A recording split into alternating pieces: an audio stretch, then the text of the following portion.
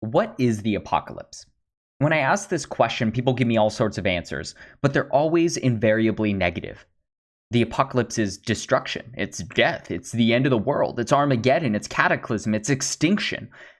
Our understanding of the apocalypse is that it's about a massive and perhaps final moment of destruction and mayhem, something that's horrifying and would lead to the end of humanity overall. But these definitions, this way of understanding and thinking about the apocalypse, is actually entirely wrong. The apocalypse actually comes from the Greek word apocalypsis, which means unveiling or uncovering. It's a time when all is revealed. So apocalypse, originally and definitionally, is about revelation rather than destruction. And so what did the apocalypse reveal in these traditional stories? Well, historically, in moments of crisis, like when the Black Plague was ravaging Europe, the answer was clear. The apocalypse reveals that there is a plan, and that the chaos and destruction is not pointless. Rather than trying to inspire fear, the apocalypse is a narrative that can provide a framework to explain and understand the world. In the absence of another explanatory narrative, the apocalypse actually serves as a way of coping with unprecedented events. It offers the promise that the chaos of our times will eventually prove to have some sort of redemptive meaning. So the promise of the apocalypse, the revelation at the heart of the apocalypse, is that the end of the world will actually result in the final and unequivocal triumphing of good over evil, and of the salvation of those who are good and faithful. It provides a sense of consolation rather than fear. It offers validation of a religious believer's worldview. And so the question I'm most interested in is whether the apocalypse serves this same purpose today in the 21st century. Are apocalyptic myths today, are they still providing reassurance that there is a meaning and a purpose to the overwhelming and unprecedented events that we're dealing with? Maybe that meaning and purpose is different than what it used to be in the past. Or have we become cynical and pessimistic? Do we only have a belief in destruction and the end of humanity without any sort of hope or idea of redemptive meaning at the end of that path? But before we can even start to ask these more profound and interesting questions, I think we have to take a step back and ask, well, where did the apocalypse as a narrative even come from? And why has the prevalence of apocalyptic stories been surging in the 20th and 21st centuries? So, I'm going to break this into 3 parts. Here in the first video, we need to understand what humanity's understanding of the world was before we even started contemplating the end of time. Then we will chart the historical origins and the emergence of the apocalyptic narrative before finally taking a look at the Book of Revelations and understanding exactly what the structure and function of the OG apocalyptic tale was. So this exploration of the origins of the apocalypse will help us to understand the core components of the traditional apocalyptic narrative so that we will be equipped to answer those more profound questions about what apocalyptic tales mean today. So today we're going to be looking at the pre-apocalyptic worldview. Let's hop in. An important starting point is that apocalyptic thinking has a historical beginning. A belief or a fixation of the end of the world is not a universal trait that transcends cultures, nor a biological imperative of the human race. It's something that is deeply intertwined with a specific historical moment and the rise of Western civilization.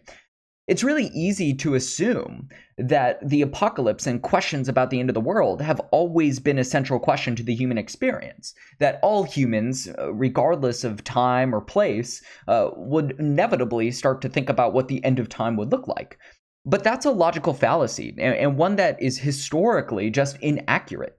There is nothing innately human about obsessing over the end of the world as we do today.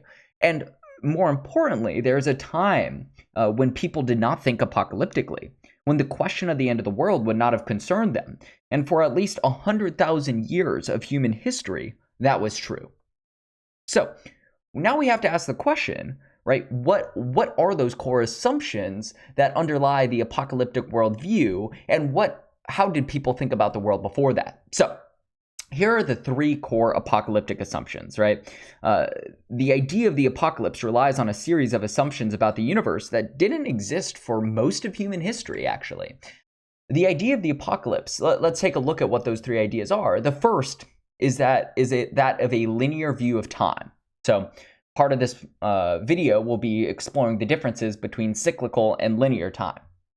The second is a belief in the importance of history, as history being an important place where things happen. And third and finally is the expectation of a final predestined battle between good and evil.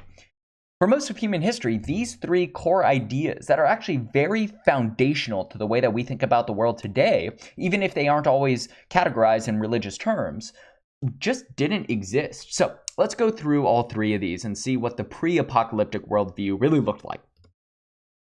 For almost all of human history, humanity held a circular or cyclical view of time. The understanding that the universe goes through periods of birth, renewal, decay, death, periods that repeat endlessly, just like the seasons repeat themselves endlessly. That was really the view of time. And think about it. If you're an early human, before the advent of huge civilizations where the politics and the history would really develop and change, if you were in smaller societies, what were you most in tune with? Well, the cycles of nature, the annual cycles of the seasons, the daily cycles of going from night to day, all of those things naturally would lead one to a cyclical understanding of time. That time goes through cycles of birth, death, renewal, decay, and then they repeat. So the idea of a final cataclysmic end to all of history wouldn't have made any sense at all. I think a great example of this is the Mayan calendar. In 2012, there was an obsession with the Mayan calendars indicating that the end of the world was going to occur that year. But this is actually a misconception that emerges from Westerners pushing our understanding of the apocalypse onto an ancient people that wouldn't have conceived of an ultimate end to history. They held a more circular view of time. Yes, their culture would at some point come to an end far off in the future, but it would have been a point for renewal and rejuvenation rather than the end of all time in history. Now, the reason scholars think their calendar actually stopped in 2012 is because they just stopped plotting out the date at some point. Like, they had plotted out so far in the future, and their calendar had already stretched so ridiculously far past where they were at their moment of history that they probably didn't even think of it as being particularly important for them to continue to plot out a calendar past that point. Like, we don't have calendars of the year 3600, even though we can conceive of that date as eventually happening.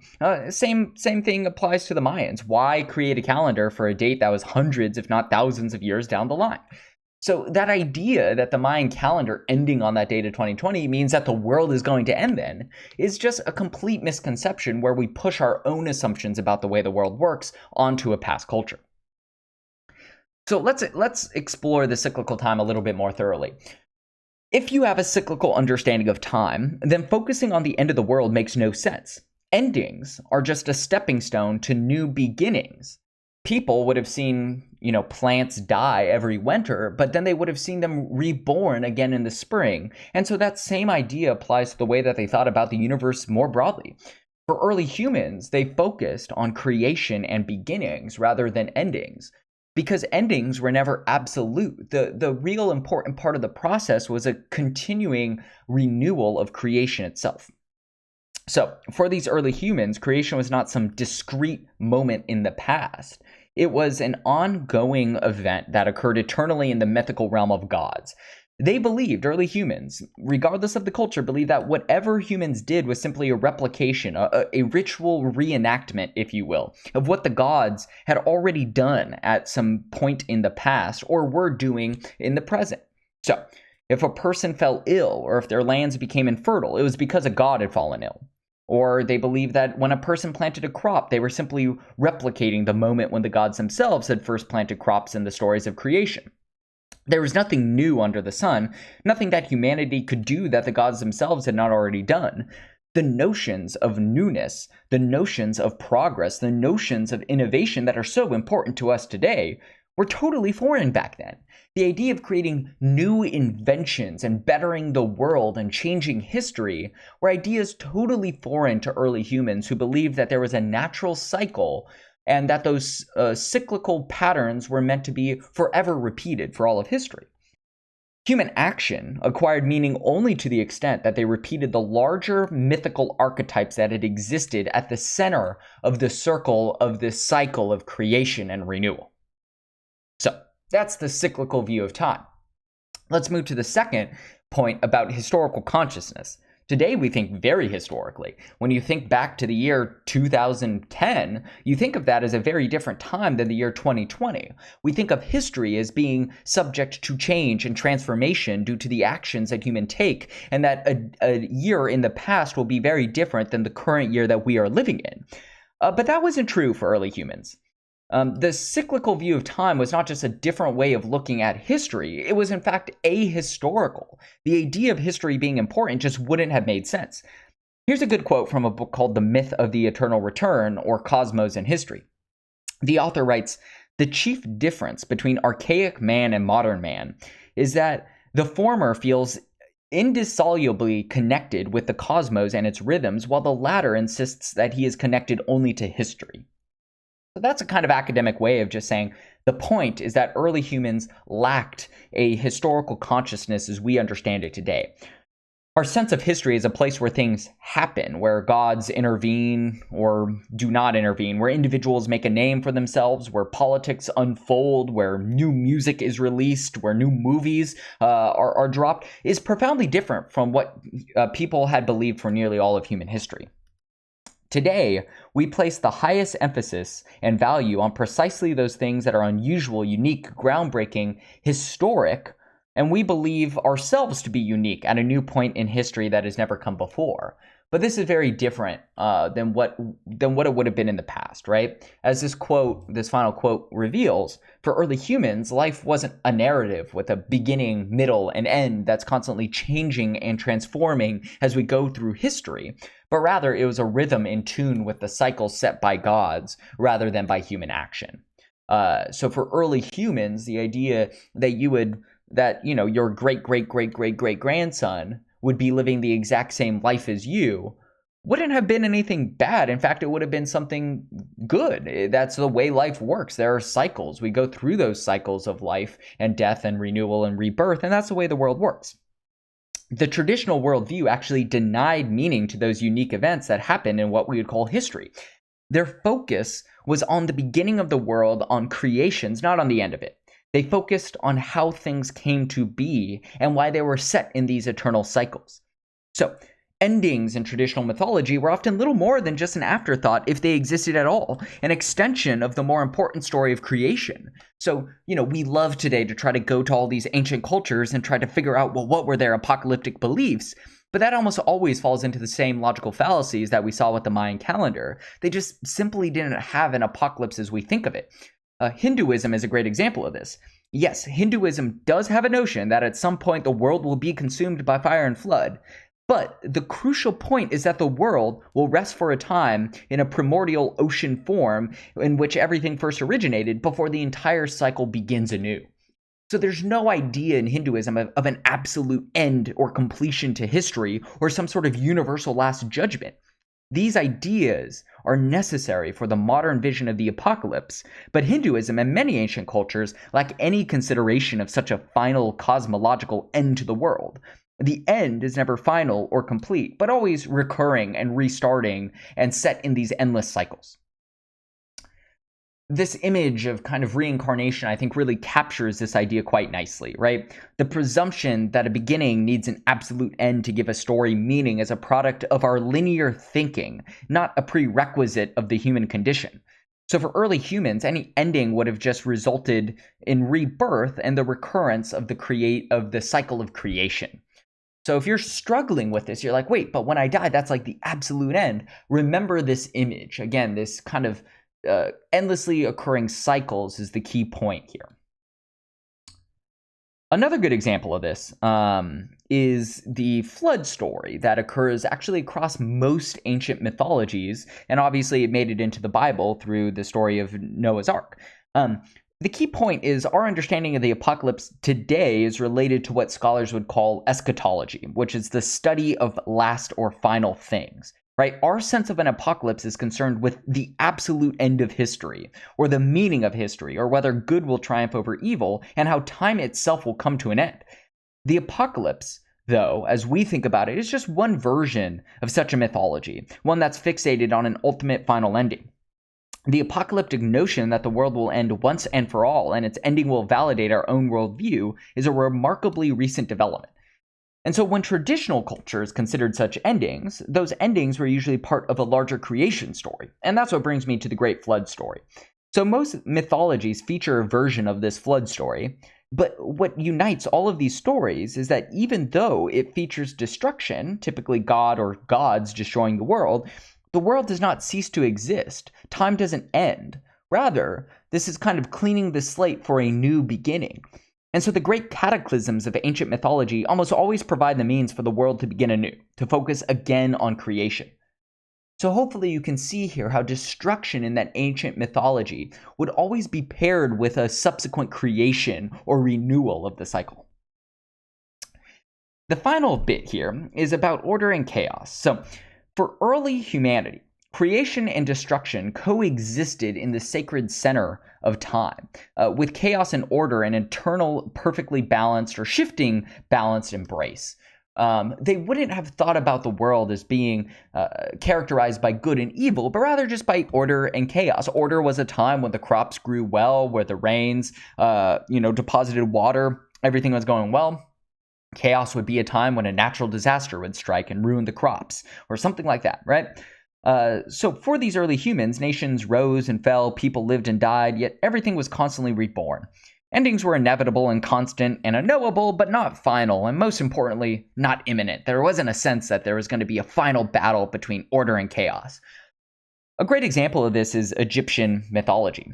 The Egyptians believed the world was ordered and stable, a worldview summed up in their belief of Ma'at, a principle of order so all-embracing that it governed every aspect of existence, from how the sun moved through the sky to how people interacted with each other, to when rituals were performed by Egyptian priests.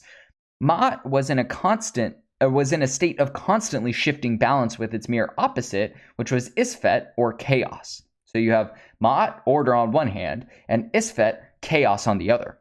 So while this dichotomy between order and chaos may at a first glance feel similar to the Judeo-Christian emphasis on good versus evil, they're really quite different. For the Egyptians, the final victory over chaos by order was never meant to arrive. That would have been a ridiculous concept. There was never any expectation of a future in which the threat of chaos would be eradicated. An apocalypse, a final end to the struggle between order and chaos, was unimaginable to the Egyptian mind. Order and chaos were simply facts of existence that were always shifting in balance.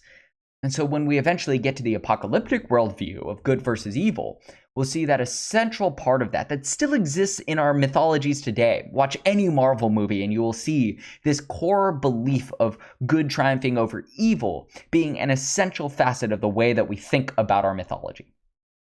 So, let's summarize some of the key findings we got to today, right? These are the core conceptual differences between the prehistoric understanding of the world and the Western apocalyptic understanding of the world.